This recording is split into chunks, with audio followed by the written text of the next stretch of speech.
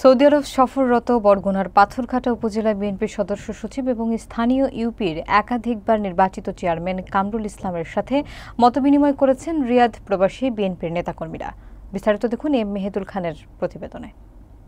এ সময় বিভিন্ন পর্যায়ের নেতৃবৃন্দ উপস্থিত থেকে মতবিনিময় সভাকে প্রাণবন্ত করে তোলেন।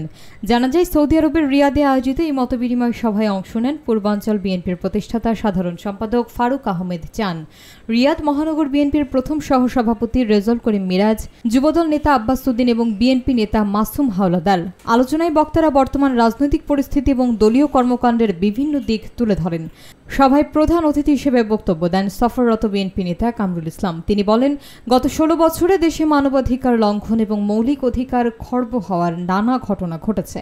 তবে প্রবাসী থেকেও বিএনপির ভারপ্রাপ্ত চেয়ারম্যান তারেক রহমান দলকে সংগঠিত রাখতে গুরুত্বপূর্ণ ভূমিকা রেখেছেন বলে তিনি উল্লেখ করেন।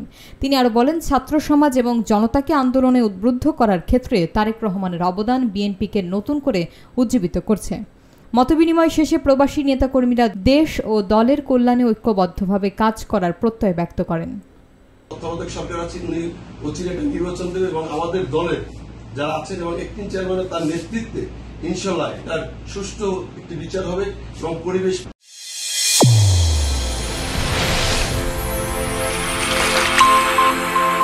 চ্যানেল A1 হৃদয়ের স্পন্দন।